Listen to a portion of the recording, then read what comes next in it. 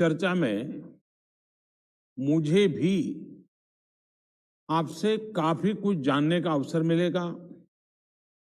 Ground reality क्या है उसको समझने का अवसर मिलेगा। आज की चर्चा के निकले पॉइंट्स, आपके सुझाव देश को आगे की रणनीति बनाने में अवश्य मदद करेंगे। साथियों, किसी भी संकट से निपटने के लिए टाइमिंग का बहुत महत्व होता है। सही समय पर लिए गए फैसलों ने देश में कोरोना संक्रमण को नियंत्रित करने में बहुत मदद की है।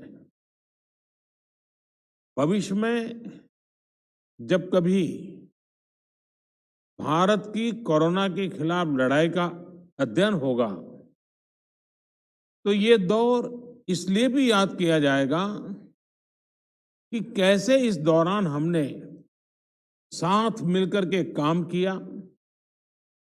कोऑपरेटिव फेडरलिज्म का सर्वोत्तम उदाहरण प्रस्तुत किया। साथियों, जब कोरोना दुनिया के अनेक देशों में चर्चा का विषय भी नहीं बना था, तब भारत ने इससे निपटने के लिए तैयारियां शुरू कर दी थी, फैसले लेने शुरू कर दिए थे। हमने एक एक भारतीय की जिंदगी को बचाने के लिए दिन रात मेहनत की है। बीते हफ्तों में हजारों की संख्या में हमारे भारतीय भाई बहन विदेश से अपने वतन वापस लौटे हैं। बीते हफ्तों में लाखों की संख्या में प्रवासी श्रमिक अपने अपने गांव पहुंचे हैं। रेल, रोड, एयर, सी सारे मार्ग करीब करीब अब खुल चुके हैं। लेकिन इसके बावजूद, हमारी इतनी जनसंख्या होने के बावजूद भारत में कोरोना संक्रमण उस जैसा विनाशकारी प्रभाव नहीं दिखा पाया जो दुनिया के और देशों में कोरोना ने आफत पैदा की है। दुनिया के बड़े बड़े एक्सपर्ट्स, हेल्थ के जानकार लॉकडाउन और भारत के लोगों द्वारा दिखाए गए अनुशासन की आज भारी चर्चा हो रही है। आज भारत में रिकवरी रेट 50% से ऊपर चला गया है। आज भारत दुनिया के उन देशों में अग्रणी है जहां कोरोना संक्रमित मरीजों का जीवन बच रहा है। कोरोना से किसी की भी मृत्यु दुखद है। हमारे लिए किसी एक भारतीय की भी मृत्यु असहज करने देने वाली है।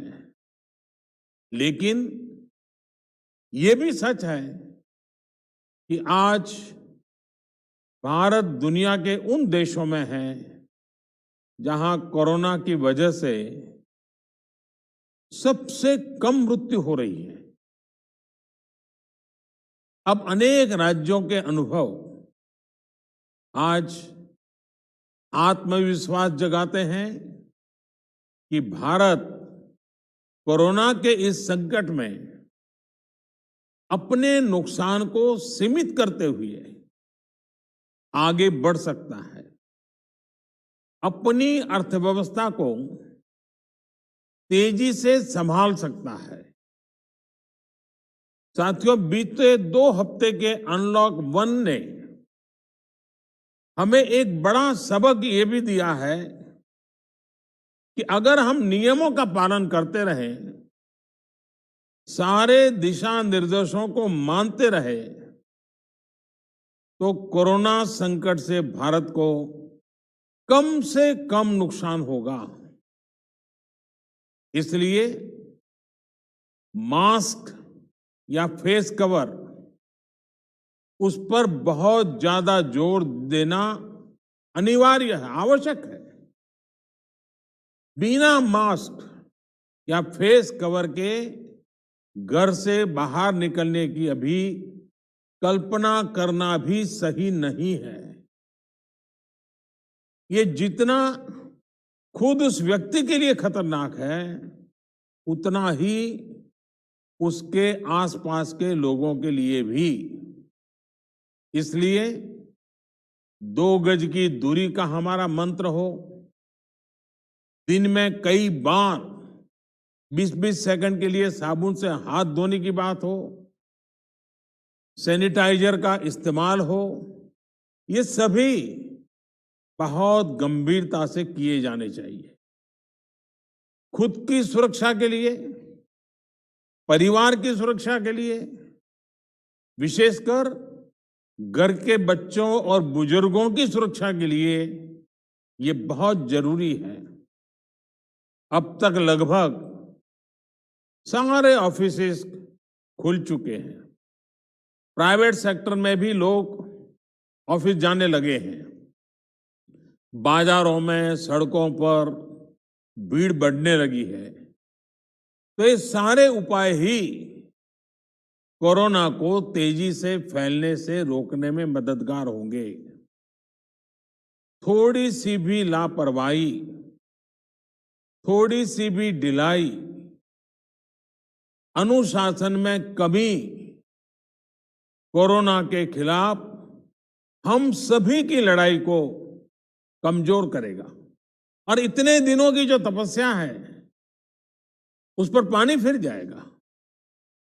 हमें इस बात का हमेशा ध्यान रखना है कि हम कोरोना को जितना रोक पाएंगे, उसका बढ़ना जितना रोक पाएंगे, उतना ही हमारी अर्थव्यवस्था खुलेगी, हमारे दफ्तर खुलेंगे, मार्केट खुलेंगे, ट्रांसपोर्ट के साधन खुलेंगे और उतने ही रोजगार के नए अवसर भी बनेंगे।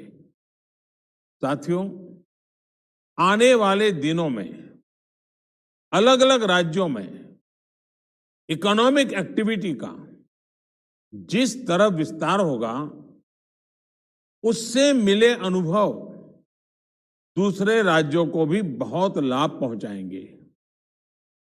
बीते कुछ हफ्तों के प्रयासों से हमारी अर्थव्यवस्था में ग्रीन शूट्स दिखने लगे हैं। पावर कंजम्पशन जो पहले घटता जा रहा था, वो अब बढ़ना शुरू हुआ है। इस साल मई में फर्टिलाइजर की सेल बीते साल मई की अपेक्षा 2 गुनी हुई है। इस बार खरीफ की बुआई बीते साल की अपेक्षा करीब 12-13% ज्यादा हुई है। 2 व्हीलर्स का प्रोडक्शन लॉकडाउन से पहले के स्तर का करीब करीब 70% तक पहुंच चुका है। रिटेल में डिजिटल पेमेंट भी लॉकडाउन से पहले की स्थिति में पहुंच चुका है। इतना ही नहीं, मई में टोल कलेक्शन में बढ़ोतरी होना इकोनॉमिक एक्टिविटी में वृद्धि को दिखाता है। लगातार 3 महीने तक एक्सपोर्ट में कमी के बाद जून में एक्सपोर्ट फिर से बाउंस बैक करके पिछले साल के प्री कोविड पीरियड में पहुंच गया है। ये तमाम संकेत है जो हमें प्रोत्साहित कर रहे हैं, आगे बढ़ने के लिए प्रेरित कर रहे हैं। साथियों, आप में से अधिकतर राज्यों में एग्रीकल्चर, हॉर्टिकल्चर, फिशरीज और एमएसएमईज का हिस्सा बहुत बड़ा है। आत्मनिर्भर भारत अभियान के तहत बीते कुछ दिनों से इन तमाम सेक्टर्स के लिए अनेक प्रावधान किए गए हैं। एमएसएमईज को सपोर्ट करने के लिए अनेक फैसले हाल में लिए गए हैं। समयबद्ध तरीके से एमएसएमईज को बैंक से क्रेडिट दिलाने का प्रयास हो रहा है। 100 करोड़ रुपए तक के टर्नओवर वाले उद्योगों को 20% अतिरिक्त क्रेडिट के ऑटोमेटिक इंक्रीज का लाभ दिया गया है। अगर हम बैंकर्स कमिटीज के माध्यम से ये सुनिश्चित करेंगे कि उद्योगों को तेजी से क्रेडिट मिले, तो वो जल्द से जल्द काम शुरू कर पाएंगे, लोगों को रोजगार दे पाएंगे। साथियों, हमारे यहां जो स्मॉलर फैक्ट्रीज हैं, उन्हें गाइडेंस की, हैंड होल्डिंग की बड़ी जरूरत है।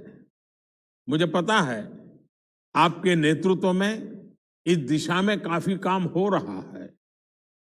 ट्रेड और इंडस्ट्री अपनी पुरानी रफ्तार पकड़ सके, इसके लिए वैल्यू चेन्स पर भी हमें मिलकर काम करना होगा। राज्यों में जहां कहीं भी स्पेसिफिक इकोनॉमिक एक्टिविटी पॉइंट्स हैं, वहां 24 घंटे काम हो, सामानों की लोडिंग अनलोडिंग तेजी से हो, एक शहर से दूसरे शहर तक सामान जाने में स्थानीय स्तर पर किसी तरह की दिक्कत ना हो, तो इकोनॉमिक एक्टिविटी और तेजी से बढ़ेगी। साथियों, किसान के उत्पाद की मार्केटिंग के क्षेत्र में हाल में जो रिफॉर्म्स किए गए हैं, उससे भी किसानों को बहुत लाभ होगा। इससे किसानों को अपनी उपज बेचने के लिए नए विकल्प उपलब्ध होंगे, उनकी आय बढ़ेगी और खराब मौसम के कारण, स्टोरेज के अभाव के कारण उनको जो नुकसान होता था, उसे भी हम कम कर पाएंगे। जब किसान की आय बढ़ेगी, तो निश्चित रूप से डिमांड भी बढ़ेगी और राज्य की अर्थव्यवस्था की गति भी बढ़ेगी। विशेष तौर पर नॉर्थ ईस्ट और हमारे आदिवासी इलाकों में फार्मिंग और हॉर्टिकल्चर, इसके लिए अनेक अवसर बनने वाले हैं। ऑर्गेनिक प्रोडक्ट्स हो, बाम्बू प्रोडक्ट्स हो, दूसरे ट्राइबल प्रोडक्ट्स हो, उनके लिए नए मार्केट का द्वार खुलने वाला है।